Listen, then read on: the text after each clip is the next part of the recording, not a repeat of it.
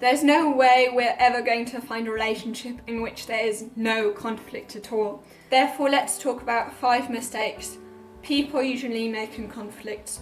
So the first mistake would be generalisations, saying you always do that wrong or you never do this. Because basically that is not true. It's not true that your partner never does what you want them to do or always does everything wrong. And basically saying so, first of all, it's a lie, but also the other partner will just feel like, well, what about that and that time where I actually did manage to avoid that or did manage to do what you wanted me to.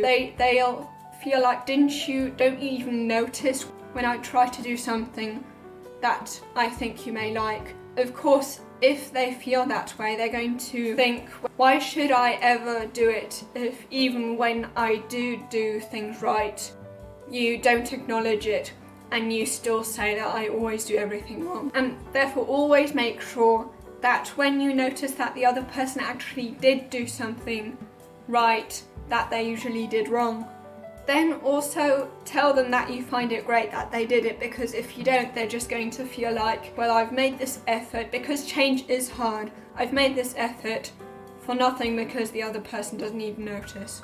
And basically accusing someone of always or never doing something is going to lead to the other person feeling that they have to defend themselves. And that's when conflicts usually begin. And then the second mistake would be using you when you accuse someone, when you blame someone, because that basically says that you're blaming the other person, that you're accusing the other person of doing something.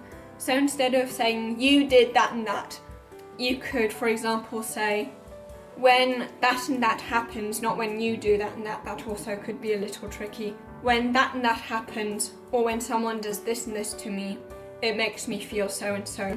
Because maybe in some cases it could be that their intention wasn't necessarily bad, it's simply that maybe it's that thing that they don't necessarily know that you have a problem with because they themselves don't. And in that case, you wouldn't be accusing them of being mean because they didn't mean to. And instead you would just explain that that is something that makes you feel a certain way, and then they actually understand, and then you can solve that conflict. And that would lead me to the third tip, basically blaming someone, accusing someone without expressing how that makes you feel and why you feel that way. Instead of using many words, many sentences about how awful the other partner is, calling them all sorts of names, just tell them how you feel so that they can understand and that they actually know where you come from. Because sometimes in relationships we just scream at each other, accuse each other of doing something wrong, so much so that the other person doesn't even know what the problem is. They just feel like, why are you calling me all these names? Why are you yelling at me? I have no idea what's going on. And only later, if at all, they realise, okay, so that was the problem. You can take the shortcut without all this yelling and explain how you feel beforehand so that you don't have to make this conflict escalate before they actually know what the problem is.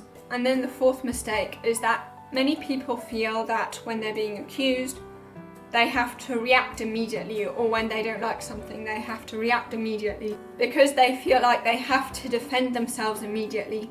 However, the problem with that is that when we react immediately and the situation is heated, then we haven't got any time to actually calm down a bit. And that is why Viktor Frankl once said, there's a gap between stimulus and response, and that gap is called freedom.